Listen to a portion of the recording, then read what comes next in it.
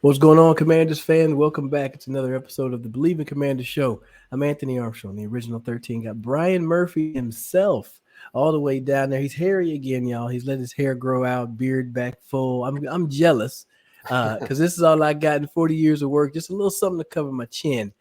Brian, what's going on, man? How are you doing? Yeah, I'm good. It's getting hot. It's time to clean it up. Going to the beach in a couple weeks, so I'll definitely clean it up. I've just been lazy about it, but all things are good. Excited to talk some football. I know we're inching ever closer. I guess we're about a month away from training camp, and that's always fun to see what this team, what the Commanders are going to do, what's going to happen across the league. So I'm just itching, getting ready for football to be back. Yeah, buddy, it's right around the corner, and we've joined by a special guest, friend of the show, been on the show before. We got Mr. Adam Aniba of the Burgundy and Gold Report. Adam, how are you doing, sir? I'm good. It's hard being. It's a slow time for football news and sports in general, all sports news. But I feel like going into camp, this team has a lot of intrigue right now. So Yeah. I think there's a lot to talk about. It's definitely one of the most exciting off seasons in recent memory. It is definitely exciting. There's a lot of build up right now. It's a lot Yeah. of anticipation behind that Week 1 matchup against the Arizona Cardinals when the Commanders kick off to start this 2023 season. I'll ask you right now, before we get to talk about our sponsor, just one quick answer: should the Commanders be on Hard Knocks this year? What do you think, Adam? I think so. I've been years past, I would have said no, but I don't know. I think, the Jets have probably the most intrigue with Rodgers, but I think Yeah, next to them, Washington, we have a lot. I think Eric Bieniemy, man, that's must see TV. So I would yeah, love to see it. yeah. I'm torn on it. I personally say no.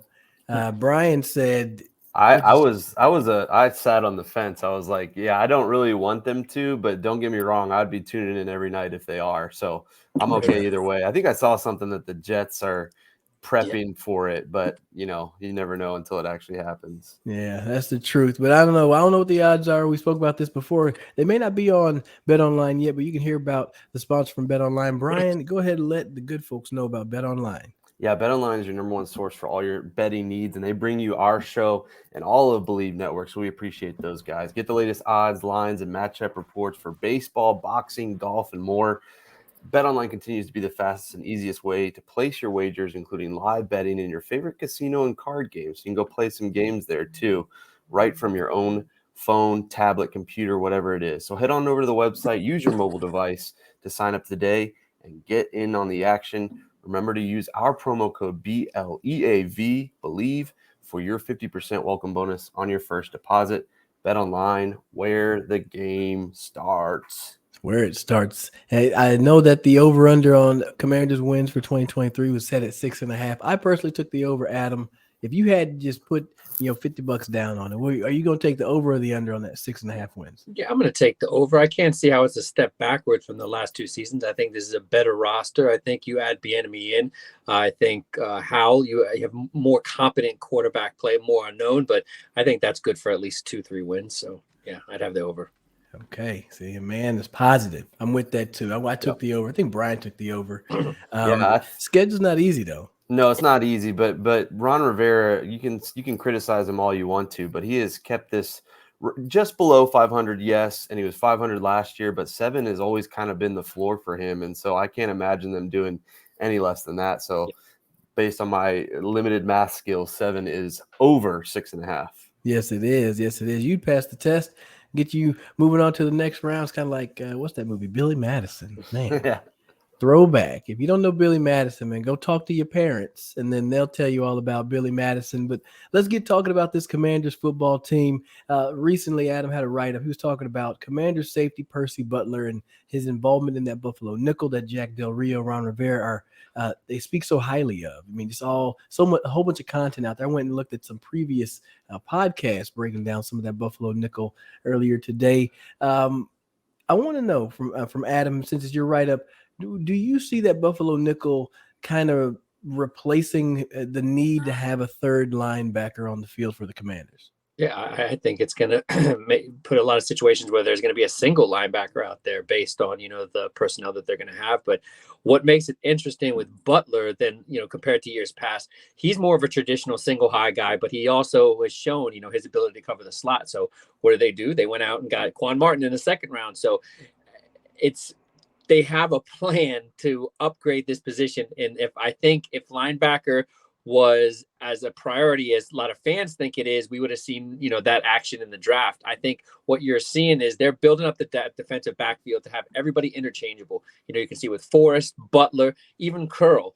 So when you add in a guy like Quan Martin to the mix, there's just a lot of possibilities. But Butler, what I think you're going to see like the kind of Derek Forrest type year, because I think his strength and ability is in that single high area. And I think what that's going to do is automatically it's going to let Curl, guard the tight end, play that spiral. But I think Derek Forrest is interchangeable there, and that strong safety, free safety as well. So I think with Percy Butler, it's a little more clear cut, I think, with the Buffalo nickel than we've seen in years past, because I think no question they want him in single high situations. I think be a small percentage that he would be closer to the line, but I think expect to see this type of formation with these three safeties out there at least like over 60-65% of the time this year, because I think Del Rio has found something.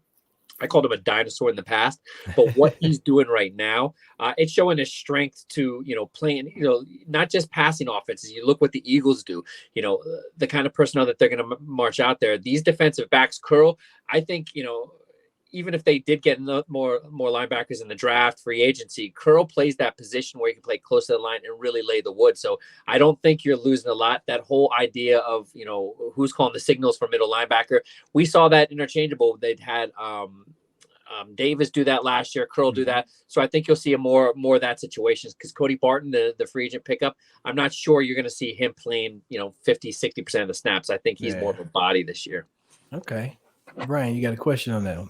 Yeah, I was going to say, it's probably something that we're all thinking of. You mentioned it. It seems like kind of with the tight end on the offensive side and linebacker on the defensive side, I think us fans are more worried or more, think that they need an upgrade at those spots. But really, I think it's just kind of based on their usage. Tight end might be a little bit different. I think they have some in-house pieces. But do you think they add another linebacker? Is there somebody to add? Or is it kind of becoming like, I don't know, for lack of a better term, like basketball, almost positionless, where they can use defensive backs as linebackers? Is that where Percy Butler comes in?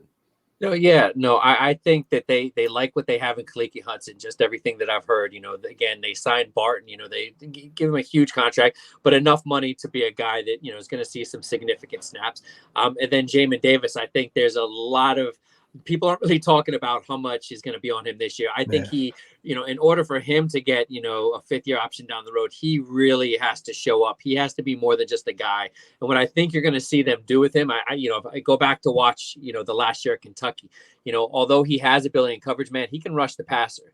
So I think with Young still being a question mark, I'm expecting, I'd like to see them get a defensive end, because there's a few guys out there, few veterans out there that be in that $5-6 million range. But I think when all said and done, as soon as the ownership change, Curl's going to get the new deal. I think you'll see him in the range of the 4 years, $60-65 million.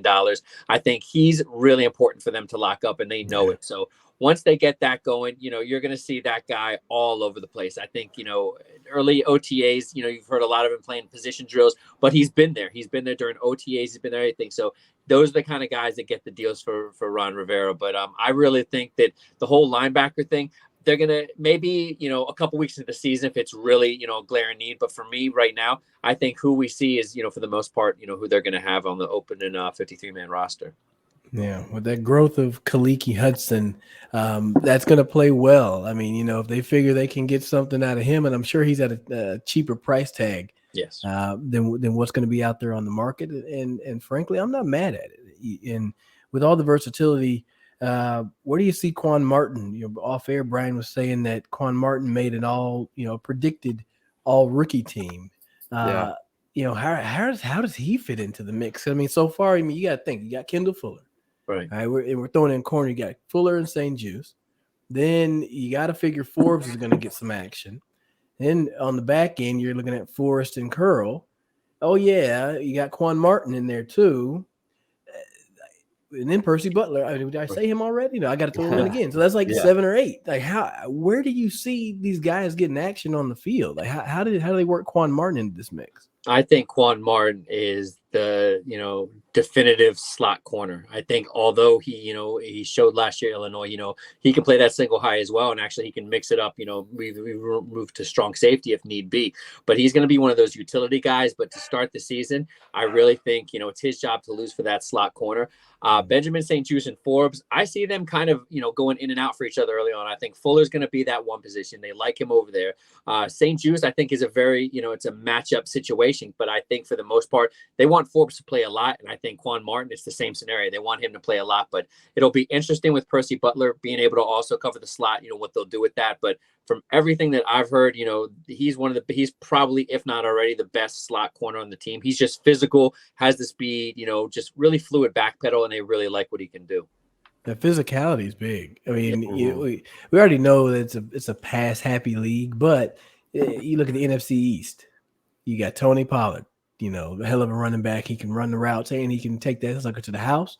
You've got the Eagles, who frankly run the ball a lot. You talk a lot about their receivers, but they had a trio of running backs. Plus, Jalen Hurts is going to run the ball, and being able to have a Quan Martin closer to the line of scrimmage, being able to have Jamin Davis spy against those running quarterbacks. Look, Daniel Jones. Yeah. He had a hell of a year. He used his legs a lot. So being able to be close to the line of scrimmage, not tipping to the offense. Right. The teams are so good now. I mean, they watch hours and hours of tape, and they'll look and see, hey, if we get in this personnel grouping, they're going to match our tight end up with a linebacker. We love that matchup. I mean, we pick on Bostic. Like if you see Bostic matched up, they're like, hey, check right there, okay? But now if you got a Quan Martin who can stay on the field, first down, second down, third down, is it a passing situation? It could be, but he can still lock up. If it's a running situation, he can still get active, and he's not afraid to hit. So the versatility is big for me. I think it's one of those things where you can get in trouble by trying to do too much because you're like, I have 100. We went to a place in Sedona. It's called the Coffee Pot. Didn't go. Somebody suggested somewhere else, but they had 101 different omelets. I'm not even a huge omelet guy. And then, frankly, I wouldn't want to get past page or number 10. You know what I mean? What are you going to do with 101 different omelets? Not knocking the coffee pot. You ain't going to eat but one at a time. You know what I'm saying? Yeah. No, I similar thing. And I say this to my wife all the time. I get overwhelmed with how much TV there is now, all the streaming, all the platforms. It does make you a little worried that if you get overwhelmed with all the options that you have, like you kind of said, Jack Del Rio is kind of maybe not boring. Maybe that's rude to say boring or a dinosaur, but he's traditional at least. You just hope that he doesn't get overwhelmed because he has so many toys for the first time. But I have to believe that he will take advantage of this. Maybe he didn't get too crazy because he didn't feel like he had those pieces, but it feels like he does this year. I think you're onto something, Adam. I was just kind of looking up there. Jamin Davis has 4 sacks in 2 seasons. So you got to imagine that they can probably wrinkle in a couple more blitzes. Quan Martin only had 1 sack in his college career, but then you look, he had 10 and a half tackles for loss as a corner. Right. I mean, that seems like a lot. So it seems like if there were a year that Jack Del Rio could get a little more exotic, it would be this year. And I'm kind of excited to see what he does with it. Yeah. And also keep in mind, talking about the hard schedule, facing, a Kyler Murray less Cardinals to begin, and then in Denver, Sean Payton and Wilson, that's going to take time to get going. So during those, beginning part of the season, that's when you talk about a lot of things to roll out, things to try. And I think that really plays in Washington's favor, because I think that little stretch right there, that's going to be huge for the season, especially how the offensive clicks, how the defensive backfield is clicking, because there's a lot of new pieces going on. I think Anthony's on mute. Shoot, I muted it over here. That's a rookie move. That's 2 today. Gotta put a quarter in the jar. Yeah, for real. The time in training camp is going to be key. The time in those early preseason games. Hopefully, I don't want to wait too far into week 1. Hopefully, they can find some sort of an identity. Now, mind you guys, when you look at the games in preseason, you're looking at the most vanilla, bland, ain't no salt or pepper added to it. They will add a random wrinkle or two into one of those preseason games. It's just to put it on tape. Yep. All right. It's not what they're going to base their defense or offense on. So I really hope these guys do click and get together. That's why I really love that Cam Curl was in town. Yeah. I love that he was around, because just being in the building, you can at least, you can see it. You can see somebody else do it. You give the young guys some tips and advice. I'm sure he's in Percy Butler's ear, about what he's seeing and how to, handle things. You got to think these guys are going into year 3, year 4 in this same defensive scheme, same defensive staff. There should be a lot of upward movement is probably the proper term. A lot of growth. I'm excited for what this defense can be.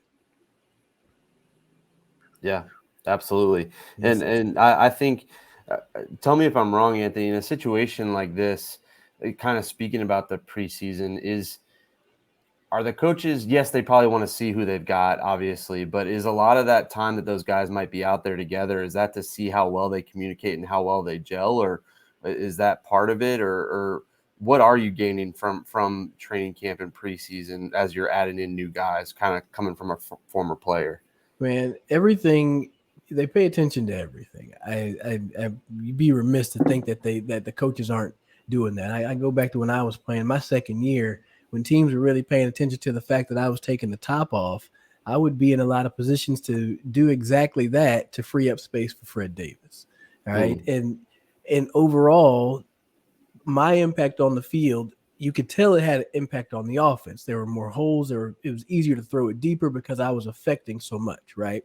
So in training camp and preseason, they're going to be mixing up the lineups. I guarantee, whatever the days that the media goes and they're going to report who's the starting defense that day, you're going to see different people plugged in on that secondary, just to see what does this matchup look like with Forbes and Martin and Fuller, so they're going to mix those things up. And you do want to see, how does the communication work? Are people responding well to, Cam Curl calling the plays or Jamin Davis? All right.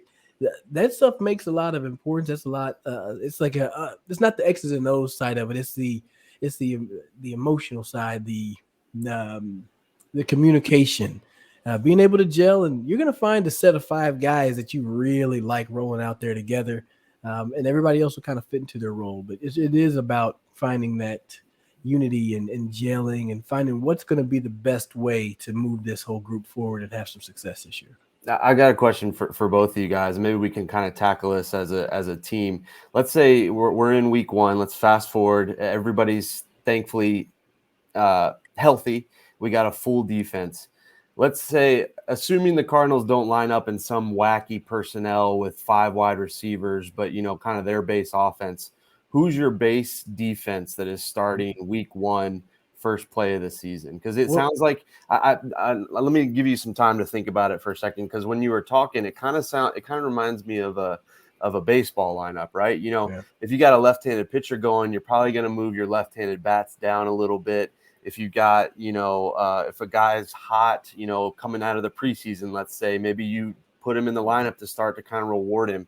I'm just curious what you guys think is going to be the lineup, who's going to be out there for the starting 11 on defense. The front 4 is probably a pretty given, right? Payne, Allen, and Young and Sweat, right? But I guess maybe more the linebackers and secondary, if you guys have any thoughts there. All right, I'm going to ask real quick. I know this is an important part. What's the personnel grouping? Is that is the offense in 3 wide? Are you assuming just 3 wide, 1 running back?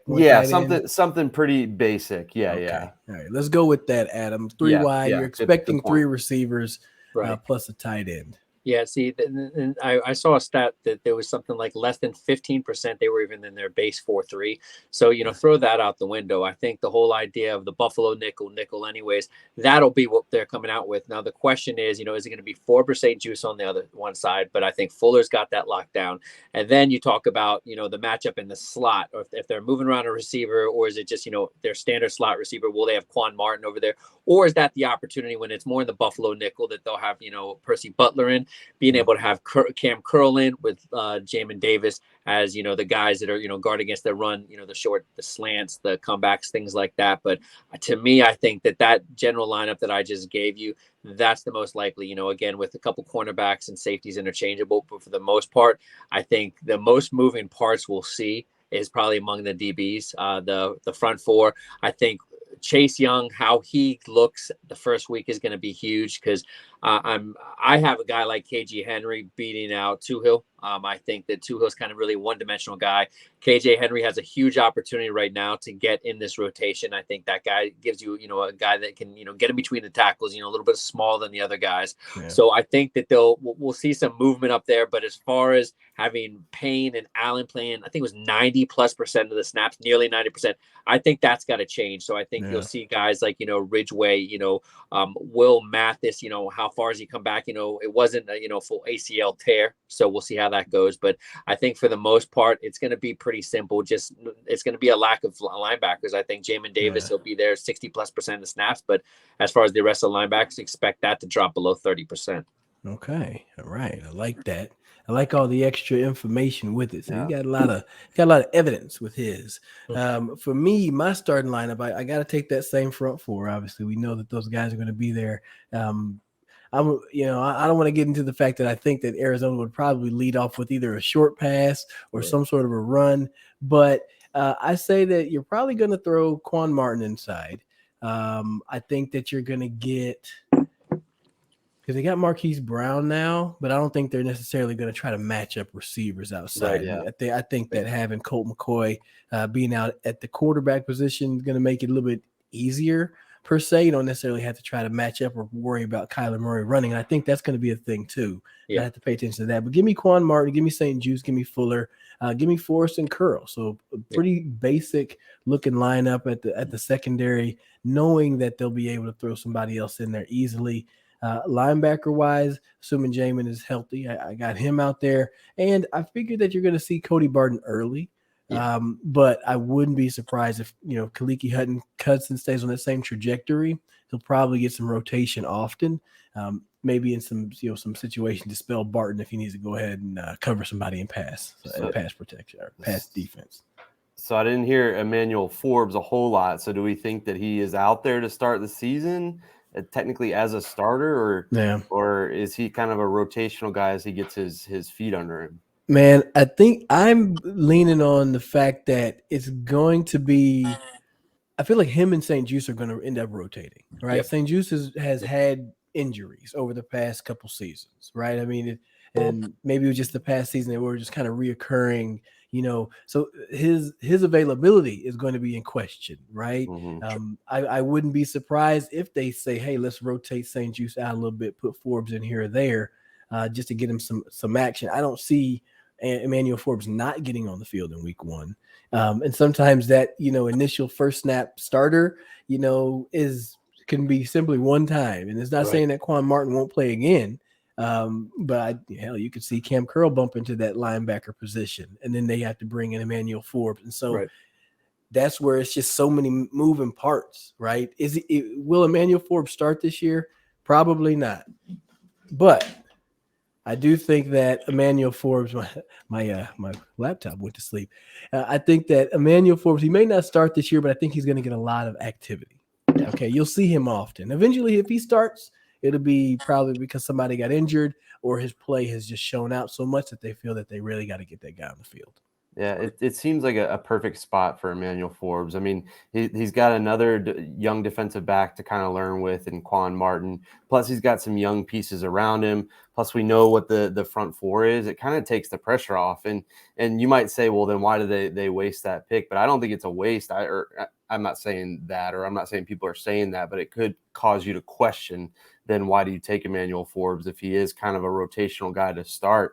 But I think it's just going to allow him to learn from some of these guys and realize where his spot is. And I think it's encouraging to see that not only is Emmanuel Forbes expected to be a contributor, but then you've got young guys. You've already mentioned, Adam, you've already mentioned KJ Henry. We've already mentioned Quan Martin. So it makes me excited about the future. And it just seems like there aren't many wrong answers, which is always a good thing.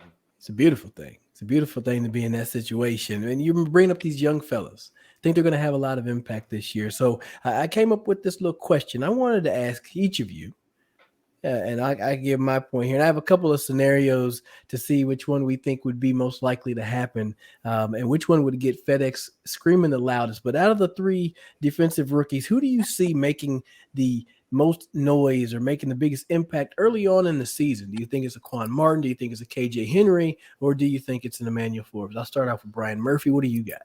I think we kind of talked about this a couple episodes ago, Anthony, but I think that Quan Martin is going to be between the two defensive backs, and kind of like what we're talking about, is going to be the first guy to really make a flash before Emmanuel Forbes. Not saying that he's better necessarily, but I just think that flexibility is going to allow him to make some sort of play. So I'm picturing Quan Martin falling on a fumble in week 1 or 2 in a big moment, and he being the first of many of the rookies and many plays happening this year for the young defense. But I think Quan Martin makes the first flash play. Okay, I like that. Adam, what about yourself? I think of Jahan Dotson, like what kind of, that stretch he had with, all those touchdowns early on. I think you'll see that with Forbes. I think he's going to be opportunistic. I'm calling, he's going to have 2 interceptions in the first 4 weeks. I think it's going to be his key to just stay on the field. I think we talked about in the beginning, him and St. Juice will rotate, but I think it'll be quickly evident.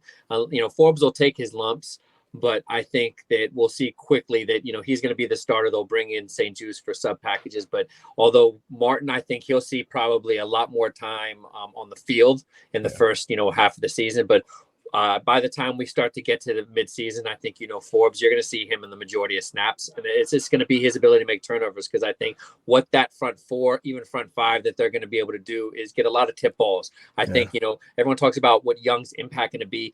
Sacks are a great number, but I want to see more tip balls, because that's going to lead to turnovers.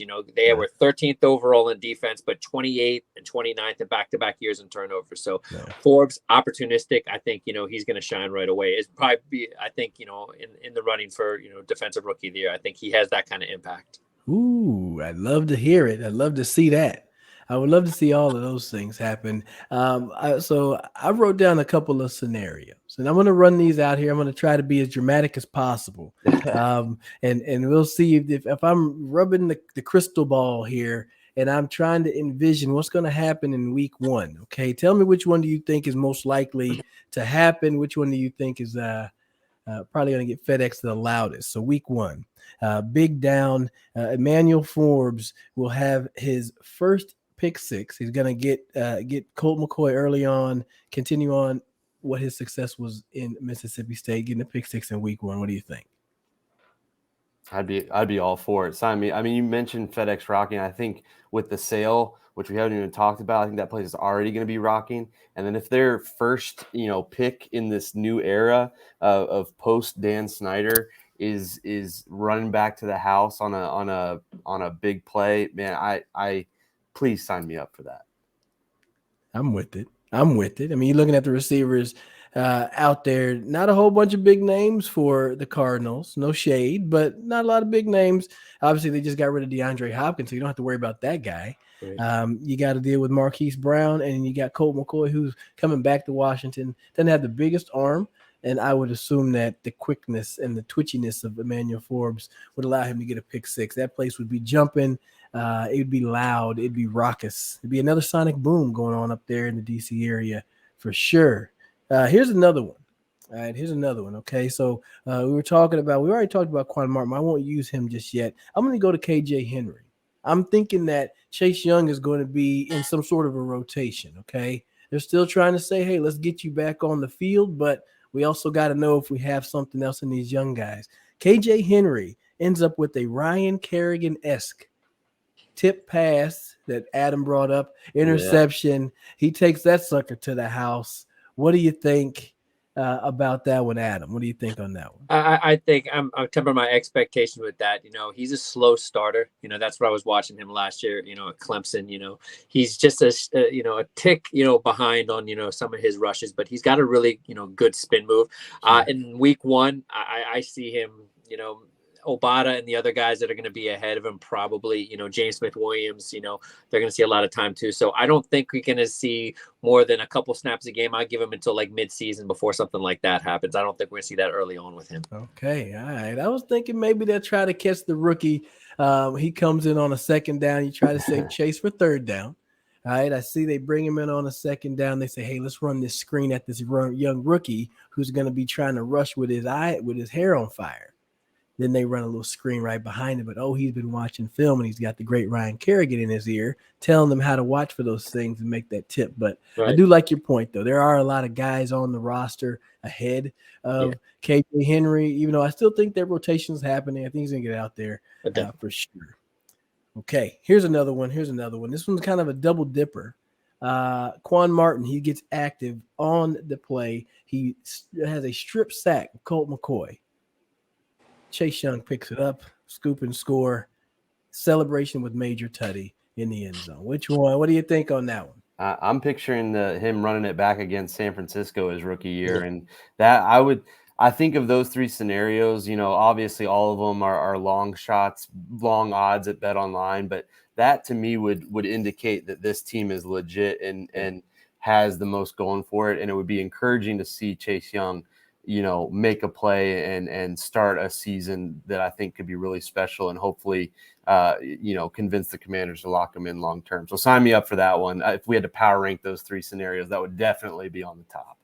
All right. Adam, what do you got? What do you think on that one? I think when the ownership changes, there's going to be a different level of energy. And I think, like I said, it's about the matchups. And to start off with that matchup early on, Arizona, they're trying to build out offensive line. But, man, they're going to be in trouble early on. I truly believe I haven't felt this confident in a long time that they're really – I don't think Del Rio is just going to sit back and let things develop with them because, it's going to be a lot of quick game, a lot of tempo. They're going to bring it. And I think this is a great opportunity. If it's not Chase Young, it's going to be one of these guys along the line, bringing it, a fumble recover for a touchdown. I definitely can see that happening. Yes, indeed. It's going to be exciting.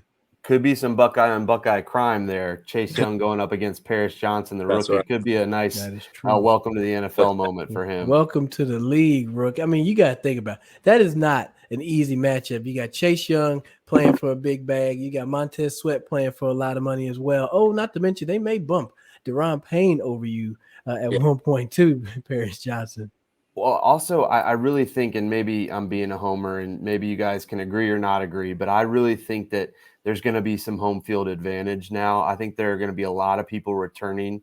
The casual fan who maybe, would go to a game if a buddy's got a ticket is actually looking to buy a couple of games this year. I really think that for all the off-the-field nonsense that the ownership has caused in years past, I think for the first time it's going to be a positive thing and really make FedEx Field as unglorious as it can be sometimes. It could actually be a bit of a home field advantage this year. And I think that it probably starts week 1, like Adam's saying. Yep.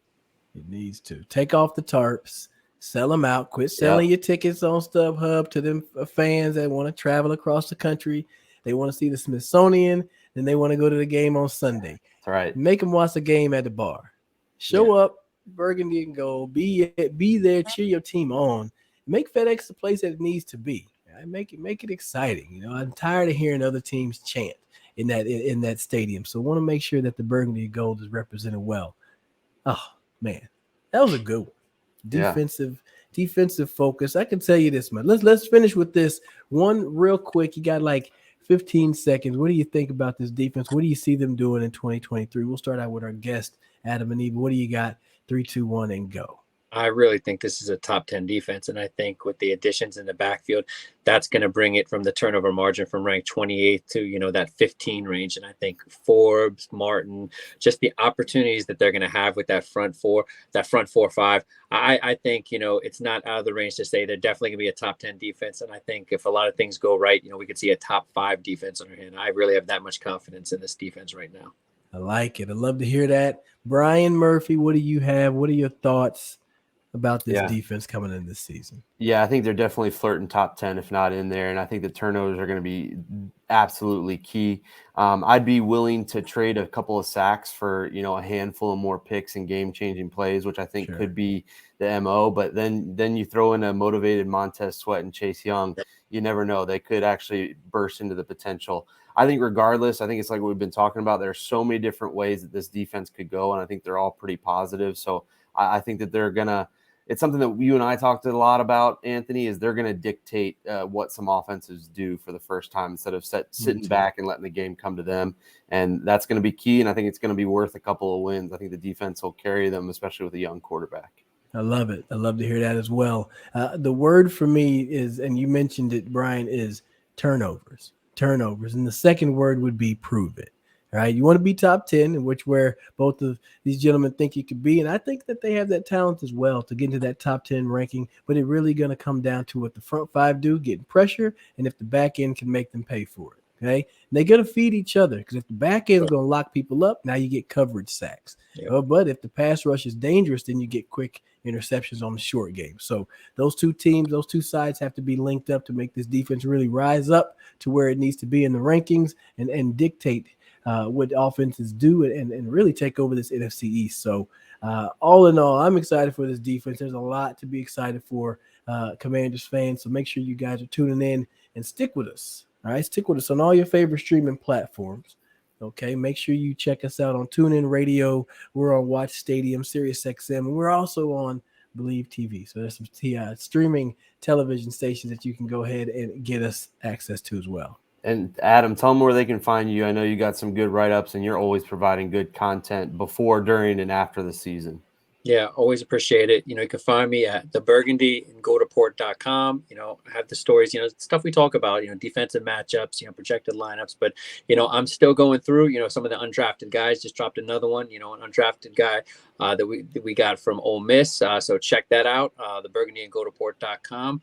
I love to do it. I put all of it out, all the film watching I do from all the training I got, and, reach out to guys like Doc Walker, talk to Anthony, anybody else, I can pick their ears, find out about the Washington Commanders. So, check me out, theburgundyandgoldreport.com, on Twitter, the B&G Report.